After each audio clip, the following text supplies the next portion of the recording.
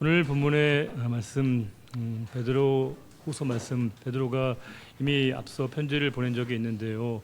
다시 편지를 보낸다는 것은 그만큼 상황이 좋아졌다는 뜻이 아니고요. 상황이 그렇게 좋지 않고 오히려 악화되었다는 것을 의미합니다.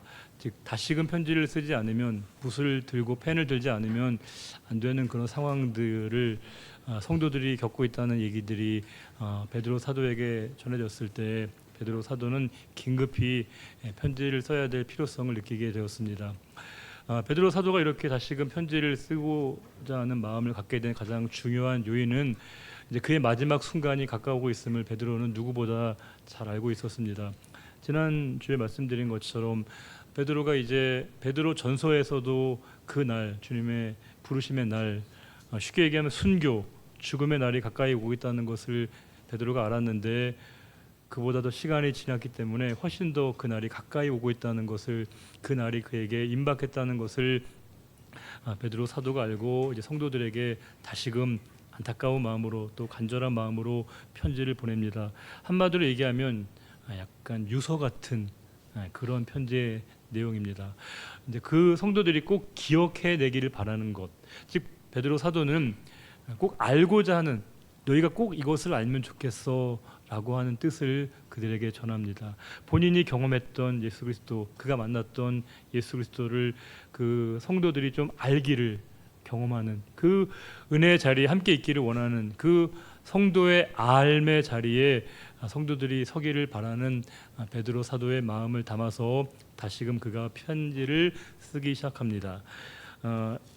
12절에 이렇게 말씀이 기록되어 있습니다. 그러므로 너희가 이것을 알고 이미 있는 진리에 서 있으나 내가 항상 너희에게 생각나게 하려 하노라.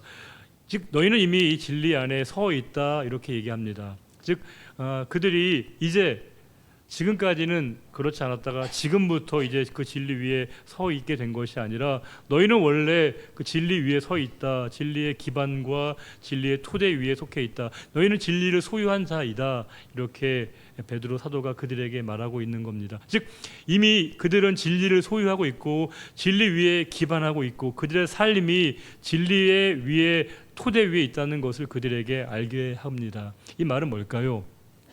베드로 사도가 그들이 누구인가를 일러주고 있는 것입니다. 즉 그들의 정체성을 깨우쳐주고 있는 것이죠. 사람은 내가 누구인가를 알아야 무엇을 할지를 깨닫게 됩니다. 즉 내가 어떤 사람이고 어떤 존재이고 어떻게 하나님이 나를 부르셨는가에 대한 그 이해, 즉 나의 정체성에 대한 분명한 이해가 내가 무엇을 해야 하는가, 어떻게 살아야 하는가를 깨닫게 합니다.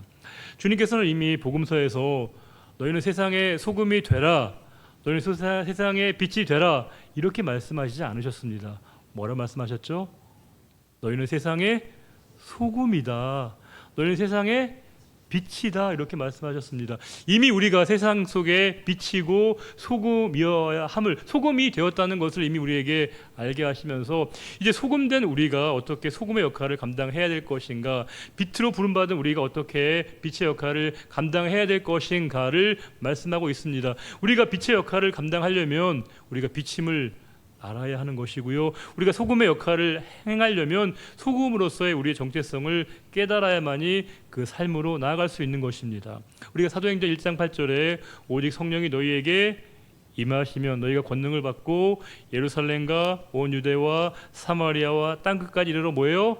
내 증인이 되라, 이렇게 말씀하시지 않으십니다. 뭐예요?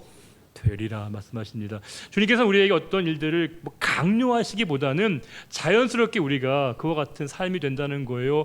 우리가 어떤 존재인가를 깨달으면, 내가 어떤 존재인가를 발견하게 되면 어떠한 삶을 살게 될 것인지를 자연스럽게 전개된다는 것을 말씀하고 있습니다. 여기에서도 이미 너희가 진리 안에 있다, 진리 속에 있다, 진리 위에 너희가 거하고 있다, 이렇게 말씀하시면서, 그런데 내가 왜 그걸 너희들에게 알게 하는가?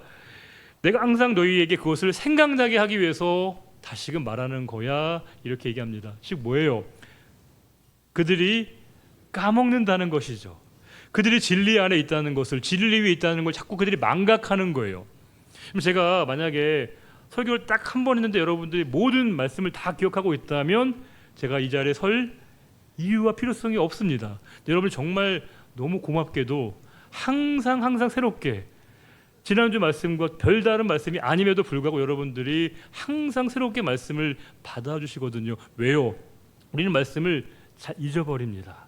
까먹습니다. 망각합니다. 그러니까 하나님이 때가 되면 일주일 정도 되면 우리가 자꾸 잊어버리니까 깨우쳐 주시고 깨닫게 하셔서 다시금 우리가 어떤 존재인가 어떻게 살아야 될 것인가를 우리에게 상기시켜 주십니다. 지금 베드로 사도도 너희가 이미 진리 위에 있다는 거 알아. 그런데 그걸 너희가 자꾸 잊어버리니까 내가 그것을 너희들에게 상기시켜 주기 위해서 다시금 말하는 거야. 이렇게 얘기하는 거예요. 그러면서 13절에 왜 그렇게 얘기하는가? 내가 이 장막에 있을 동안에 무슨 말일까요? 나에게 숨이 있을 동안에, 내가 생명이 있을 동안에, 내가 살아있을 동안에 너희를 일깨워 생각나게 하는 것이 옳은 줄을 내가 알았다는 거예요. 무슨 말이죠? 내가 너희를 이제 깨우치는 것이 나의 생명의 이유라는 것이죠. 하나님이 나에게 생명을 허락하신 이유가 뭐냐? 이 역할을 하도록 하나님이 나에게 호흡하게 하셨다. 이렇게 얘기합니다. 이건 뭘까요? 베드로가 자신의 그 사명에 대한 정확한 진단과 인식을 하고 있었다는 것을 의미합니다. 노 사도 베드로의 참 아름다운 뒷모습이 아닐 수 없습니다. 보통 우리는 처음에 신앙생활할 때는 뜨겁고 순수했던 우리들이 시간이 지나면 어떻습니까? 변색이 되고요, 탈색이 되고요, 변질되게 마련이거든요. 또 그러다가 인생의 마지막에 되게 초라하게 되는 분들이 얼마나 많습니까? 그런데 지금 베드로 사도는 마지막까지 자신에게 주어져 있는 본분과 사명을 잊어버리고 있지 않았다는 거예요. 내가 너희들에게 이 말씀을 전하도록, 이걸 너희들에게 깨닫게 하도록 하는 것이 내 사명이었고, 내가 생명이 있는 동안에, 하나님이 나에게 생명을 주신 동안에 나는 그 일들을 감당하겠어. 이렇게 얘기하면서 지금 내가 너희들에게 이것을 다시금 일깨워 주는 거예요. 그렇게 하나님이 나에게 생명을 주셨기에 내가 살아있는 동안에 너에게 이 사실을 알게 하는 거야. 이렇게 베드로 사도가 얘기합니다. 그러면서 14절 되게 짠하잖아요. 14절 이는 우리 주 예수 그리스도께서 내게 지시하신 것 같이 뭐예요? 나도 나의 장막을 벗어날 것이 임박한 줄을 알미라. 즉 내가 부름받을 그 날이 가까이 오고 있다. 가까이 왔다. 이걸 내가 알게 된 겁니다. 누가 알게 해주신 겁니까? 주님이 그에게 알게 하셨다는 거예요. 주께서 그에게 깨닫게 하셔서 내가 부름받을 그 날이 너에게 가까이 왔어. 임박했어. 그것을 알게 했다는 겁니다. 안다는 건 크게 보면 세 가지죠. 우리에게 안다는 건 지식적인 암, 인지적인 알미 있습니다. 우리가 뭔가를 깨닫는 것은 알미라고 할 수 있습니다. 이거 우리가 지식적인 암, 인지적인 알미고요. 또 하나의 알은 우리가 체험적이고 경험적인 알미 있습니다. 우리가 몸으로 부딪히면서 경험을 통해서 터득하게 되어지는 알미라고 하는 건 대단히 중요한 겁니다. 그러나 성도에게 더 중요한 건 뭘까요? 계시적인 암입니다. 궁극적인 암입니다. 이것은 알미라고 표현했지만 정확한 얘기로 하면요, 인정하는 거예요. 우리가 하나님을 안다는 건 뭘까요? 그분을 인정하는 겁니다. 지금 베드로 사도는 하나님을 안고 하나님이 자신의 모든 삶을 인도하셨다고 하는 것을 안다는 건 뭘까요? 그것을 인정하는 거예요. 내 삶의 소유권, 내 삶의 주권이 하나님께 있다는 것을 인정하는 겁니다. 우리에게는 인지적인 암도 필요하고요, 지식적인 암도 필요하고 체험적이고 경험적인 암도 필요하지만 성도에게 가장 중요한 암은 뭐예요? 계시적인 암입니다. 하나님이 우리에게 일깨워 주시는 그 알을 통해서 하나님을 인정하는 거예요. 그래서 우리에게 뭐라고 말씀하십니까? 너는 범사의 그를 인정하라. 하나님을 인정하는 것이 성도의 가장 중요한 계시적인 알인 것이고, 지금 베드로에게 누가 알려준 거 아니에요. 그런데 주님께서 그에게 그 임박한 날이 다가오고 있음을 그에게 알게 하신 거예요. 그러니까 그가 마음이 좀 조급하죠. 다급합니다. 그러면서 이제 15절 내가 힘써 너희로 하여금 뭐예요?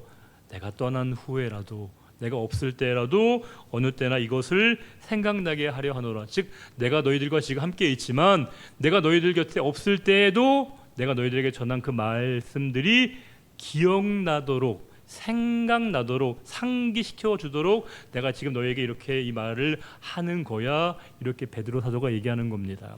우리가 생각해 보면 언젠가 주님의 부르심 받을 날이 있겠죠. 제가 단언컨대 지난주보다 이번 주가 조금 더 우리가 주님 곁으로 가까이 온 것 같습니다. 확실합니다. 그러면 우리가 언젠가 주님의 부르심 받을 이 땅을 떠날 날이 있을 텐데 여러분 어떤 말을 남기고 싶습니까?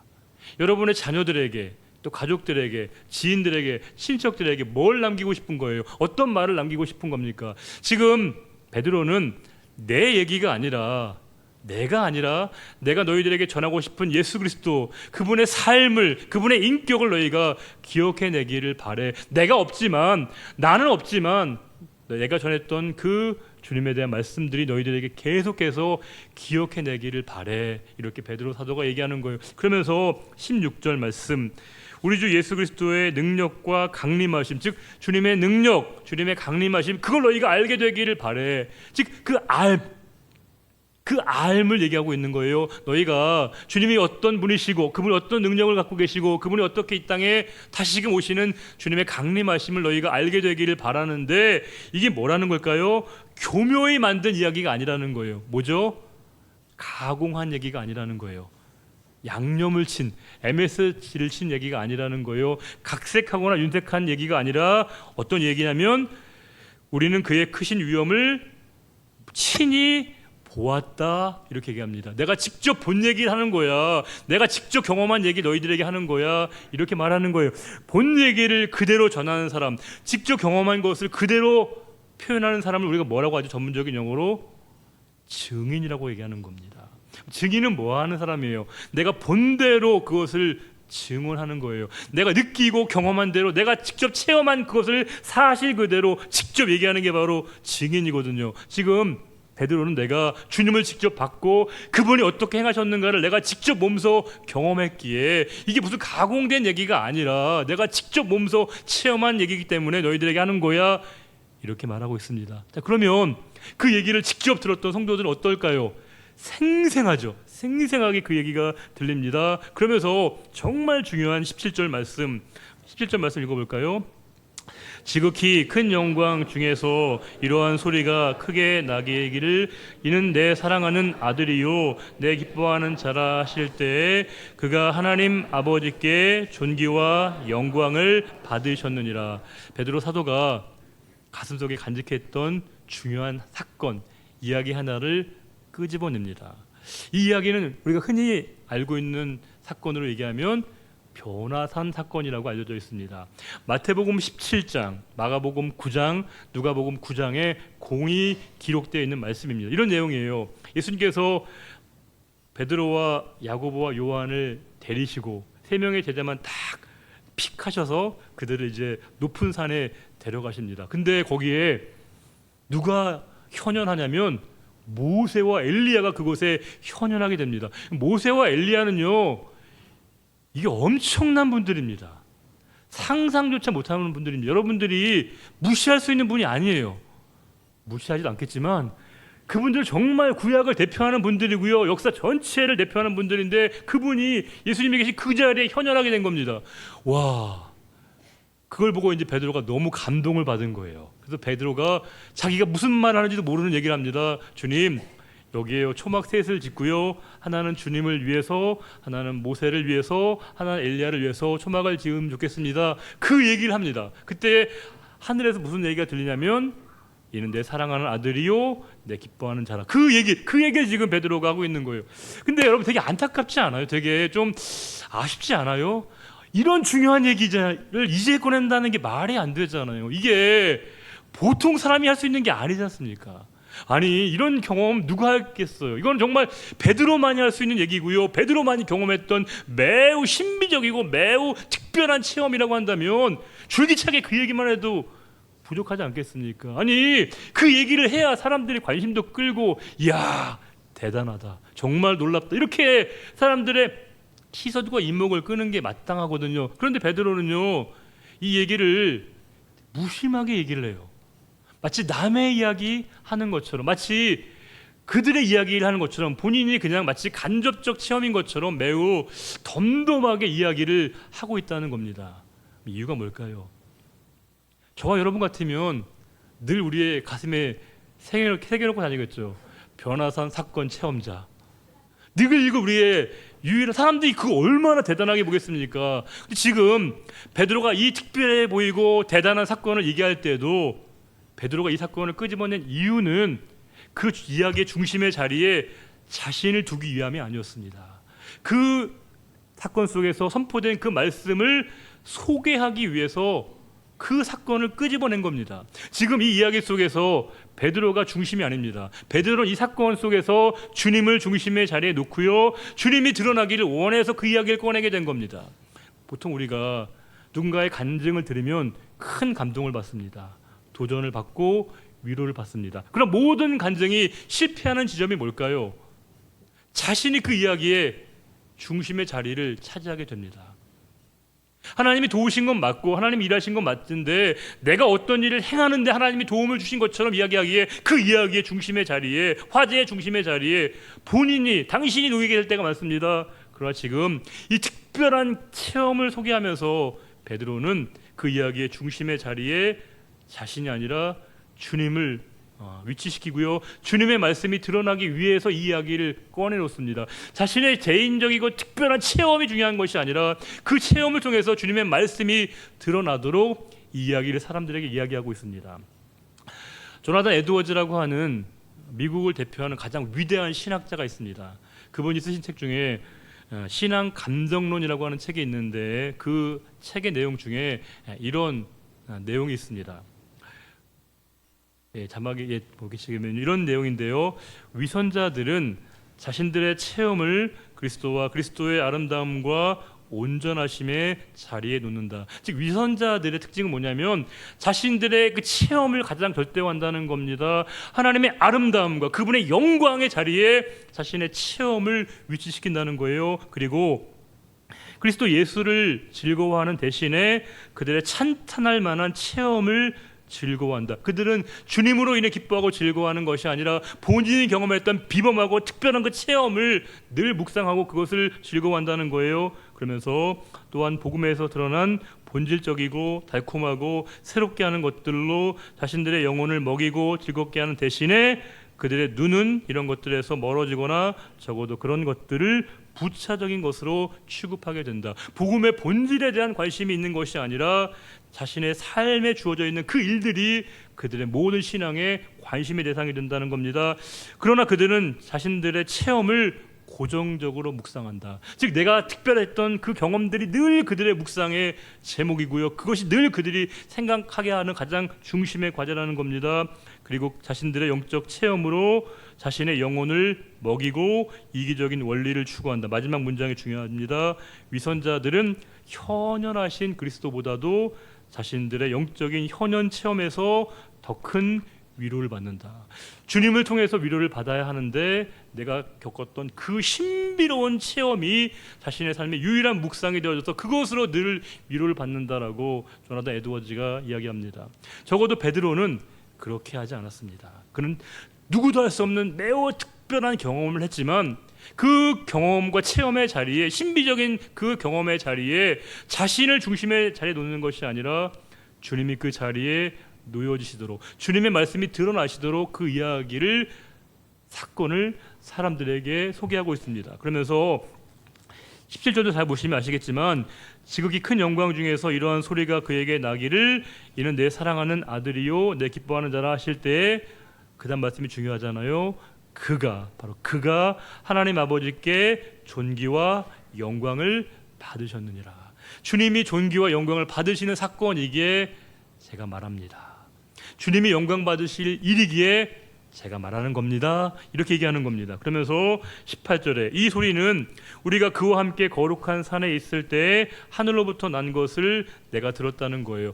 그 소리가 들린 그 산을 베드로가 뭐라고 얘기하냐면 거룩한 산이라고 얘기합니다. 모든 복음서에서 그 산을 뭐라고 지칭하냐면 높은 산이라고 되어 있습니다. 모든 복음서에서는 그 산을 높은 산이라고 지칭하고 있는데 지금 베드로는 그 산을 뭐예요? 거룩한 산이라고 얘기합니다. 높은 산이 거룩한 산이 된 그 이유가 뭘까요? 주님이 계시지 않는 그 산은 높은 산에 불과합니다. 주님이 함께 계시지 않는 산은요 그냥 산에 불과합니다. 그런데 주님이 함께 그 자리에 임재하실 그때 그 산은 이제는 높은 산이 아니라 거룩한 산이 된 겁니다. 어떤 예배가 거룩한 예배일까요? 찬양대가 잘을 하고 목사가 설교를 잘하고 여러분들 정말 열심으로 최선을 다하면 그게 우리가 거룩한 예배가 되는 건가요? 아니에요. 거룩한 예배는 하나님의 현존하심을 경험하는 예배입니다. 그분의 임재와 그분의 현존하심을 경험하는 예배야말로 거룩한 예배가 되는 거예요. 그럼 어떤 일이 거룩한 일이 되는 겁니까? 어떤 우리가 특별한 일을 해서 그것이 거룩한 일이 되는 게 아니고요, 하나님이 함께 하시는 일이 될 때, 그분이 동행하시는 일이 될 때 그것이 거룩한 일이 되는 것이고, 베드로는 이렇게 얘기합니다. 이 소리는 우리가 그와 함께 있을 거룩한 산이라고 얘기합니다. 그러면서 이 특별한 경험을 얘기하는데 더 놀라운 말씀은 19절입니다. 또 우리에게는 더 확실한 예언이 있어 어두운 데를 비추는 등불과 같으니 날이 새어 샛별이 너희 마음에 떠오르기까지 너희가 이것을 주의하는 것이 옳으니라. 즉 베드로가 뭐라고 얘기하냐면 지금 이 개인적인 주관적인 체험보다 더 중요하고 확실한 게 있는데 그게 뭐냐? 하나님의 예언, 하나님의 말씀이라고 하는 겁니다. 즉 우리가 체험과 경험이 중요하고 우리의 감정이 중요하고 느낌이 중요하고 우리의 직관이 중요해 보이지만 그 모든 것들은 확실한 게 아니라는 거예요. 우리는 우리의 믿음을 자꾸 우리의 감정과 체험과 직관에 둘 때가 많습니다. 우리의 감정은요 흔들려요. 우리의 경험은 매우 주관적이어서 위험합니다. 우리의 직관이 늘 판단이 옳은 것도 아닙니다. 자꾸 우리는 믿음을 우리의 직관과 감정과 느낌과 체험에 두려고 할 때가 있습니다. 그런데 그건 결코 확실한 게 아니라는 거예요. 베드로는 더 확실한 게 있다는 겁니다. 그게 뭐냐? 예언이라는 겁니다. 하나님의 말씀밖에 없다는 거예요. 그의 믿음의 토대와 믿음의 기초를 어디에 두고 있는가? 하나님 말씀에 그가 두고 있고 우리 모두가 다 그렇게 해야 된다 얘기하는 거예요. 그러면서 그 하나님의 말씀이 어떻게 우리에게 표현되고 있는가? 어두운 데를 비추는 등불과도 같다. 그 빛이 비치면 우리가 어두움이 드러나게 된다. 하나님 말씀이 비치게 되면 우리가 어두웠던 우리들의 영혼이 맑아진다는 거예요. 밝아진다는 거예요. 그러면서 더 근사한 말씀이 있습니다. 날이 새어. 여기서 날은 파루시아입니다. 파루시아는 뭔지 아시죠? 주님의 재림을 얘기하는 거예요. 주님의 재림하시는 그때까지도 너희가 말씀을 주의 깊게 살펴야 돼. 언제 그분 말씀을 우리가 완전히 안다는 거예요? 주님이 오실 그때가 되어야만이 그 말씀이 진짜로 어떤 말씀인가가 완벽하고 완전하게 드러나게 되는데 그 전까지는 우리가 말씀을 조심하게 우리가 받아들여야 한다는 거예요. 왜요? 20절에 먼저 알 것은, 즉 무엇보다도 알 것은 뭐냐? 우리가 가장 알아야 될 일이 뭐냐? 성경의 모든 예언은 사사로이 풀 것이 아니라는 거예요. 성경 말씀은 사사롭게 풀면 안 된다고 말씀하고 있습니다. 이 말을 다른 말로 얘기하면 뭘까요? 우리는 성경을 그렇게 쉽게 사사롭게 풀 수 있는 가능성이 많다는 거예요. 자신의 주관적인 생각대로 자의적으로 하나님 말씀을 해석하고 오해하고 곡해할 때가 많다는 거예요. 내가 편리하게 하나님 말씀을 스스로 주관적으로 재단하고 마음에 맞는 말씀 받아들이고 그렇지 않은 말씀을 쳐내면서 자신의 생각대로 말씀을 가공하고 편집하는 경우들이 많다는 거예요. 그런데 우리 이 마음, 말씀을 자신의 사적 유익을 위해서 흘러가려고 하는 이 마음을 붙잡고 언제나 말씀을 우리가 주의 깊게 그 말씀이 말씀 그대로 우리에게 선명하게 드러나도록 해야 한다, 이렇게 말씀하고 있는 거예요. 우리가 흔히 그런 말을 많이 하거든요. 세상에 제일 위험한 사람은 평생 책 한 권만 읽은 사람, 그런 말을 하겁니다. 평생에 책 한 권만 읽은 사람은 그 책의 내용이 전부라고 생각한다는 거예요. 그 책의 내용에서 깨달은 바와 그 경험과 그 지식이 자신의 모든 삶의 것들을 판단하는 그 사람이 가장 위험하다고 합니다. 근데 최근에 또 다른 버전이 나왔습니다. 세상에 가장 위험한 사람이 책 한 권만 읽은 사람이 아니라 안 읽었는데 읽은 척한 사람, 이게 더 위험하다는 거예요. 생각해 보면 우리가 하나님 말씀이 주시는 깨달음과 은혜가 필요하죠. 근데 평생 한 번만 은혜 받고 살아가는 사람, 그 은혜 가지고 우리가 평생을 살아갈 수 있는 게 아닙니다. 매일매일 우리가 말씀을 통해서 깨달음을 얻어야 되는 것이고요. 하나님 말씀이 날마다 우리를 비춰주셔야만이 우리가 삶이 가능하다는 겁니다. 어떤 사람은 아예 깨달음 자체가 없는 사람이 있습니다. 평생 주님을 만난 경험이 없고요. 평생 은혜 받지 못했는데 은혜 받은 척, 깨달은 척하는 건 가장 위험하다는 거예요. 지금 베드로 사도는 우리가 자칫 잘못하면 우리의 마음은 자꾸 성경을 임의대로, 자의대로, 주관대로, 이기적으로 해석하고 싶은 마음이 너무 큰데 그렇게 하면 안 된다는 거예요. 제가 설교를 준비하면서 제가 가장 긴 시간, 오랜 시간을 공을 들이는 시간이 뭘까요? 설교 준비하면서. 제가 토요일마다 밤에 누워서 이렇게 여러분들 앉아 계신 그 자리를 제가 시뮬레이션 하는 거 아세요? 보통 여러분들이 대충 거의 앉으신 자리에 앉으시더라고요. 제 경험에 비춰보게 되면. 그래서 제가 이제 속으로 생각합니다. 아, 저분이 저기 계시겠구나. 가끔 자리가 바뀌는 분들 좀 당황스럽긴 해요. 근데 보통은 거의 대부분 비슷한 자리에 앉으시면 아, 저분에게 이렇게 쳐다봐야겠다. 또 위에 계신 분들은 제가 이렇게 봐야겠다. 또 어떤 부분을 이렇게 강조해야겠다라고 하는 것들을 이렇게 이제 시뮬레이션을 스스로 해볼 때가 있거든요. 저녁에는. 특히 토요일 밤에는 그렇게 합니다. 근데 이건 제가 하우죠. 어떻게라고 하는 것을 신경 쓰는 겁니다. 그러나 실제로 그 시간은 그렇게 길지 않습니다. 저에게 정말 더 길고 긴 시간이 필요한 것은 what입니다. 무엇을 전해야 되는 것인가? 저의 생각과 저의 주관과 저의 편견이 들어가지 않도록 하나님께서 말씀하시는 그 내용을 그대로 전하는 것, 그것이 하나님이 저를 이 자리에 세우신 목적이거든요. 21절, 예언은 언제든지 사람의 뜻으로 낸 것이 아니라는 거예요. 오직 뭡니까? 성령의 감동하심을 받은 사람들이 하나님께 받아 말한 것입니다. 즉 뭐예요? 하나님 말씀을 기록한 사람들이 성령의 감동을 받아서 하나님 말씀을 기록한 것이고요. 말씀을 전하는 사람은요, 성령의 감동을 받아서 말씀을 전하는 것이고요. 듣는 분들은 성령의 감동을 받아야만이 말씀을 온전하게 들을 수 있다는 사실입니다. 그래서 우리가 말씀을 기록한 자도 성령께서 기록하게 하신 것이고 말씀을 전하게 하신 것도 성령께서 전하게 하신 것이라고 한다면, 말씀을 통해서 우리가 온전하게 깨달음을 얻을 수 있다면 그 성령께서 우리에게 함께 하시고 계시는 명확한 증거가 된다는 겁니다. 그래서 우리가 말씀을 대할 때 어떤 태도와 어떤 자세로 임해야 되는 것인가를 베드로 사도가 간절하게 우리에게 당부하고 있습니다. 그 베드로 사도의 마음을 다시 한번 우리가 공감하면서 우리 20절과 21절 말씀을 함께 다 같이 한 번 더 읽겠습니다. 20절과 21절입니다. 먼저 알 것은 성경의 모든 예언은 사사로이 풀 것이 아니니 예언은 언제든지 사람의 뜻으로 낸 것이 아니요 오직 성령의 감동하심을 받은 사람들이 하나님께 받아 말한 것임이라. 아멘. 주님, 노 사도 베드로의 모습을 통해서 많은 도전을 받습니다. 마지막 순간까지 자신에게 주어져 있는 본분을 지켜서 탈색되거나 변색되거나 변질되지 않고 아름다운 뒷모습을 보여주었던 위대한 사도의 모습을 우리가 보게 됩니다. 그가 전하고자 했던 메시지를 보게 됩니다. 그는 개인의 특별한 신비적인 체험이 아니라 하나님의 말씀만을 우리들에게 전해주고자 했던 베드로 사도의 마음을 우리가 다시금 우리에게 향하신 하나님의 마음으로 봤습니다. 주님, 우리가 말씀을 자의대로 스스로 우리가 사사로이 풀지 않게 해주시고 언제나 겸손하고 겸허하게 우리에게 말씀하시는 바를 온전히 깨달아감으로 말미암아 그 말씀대로 행하는 용기도 지혜도 저희들에게 허락하여 주옵소서.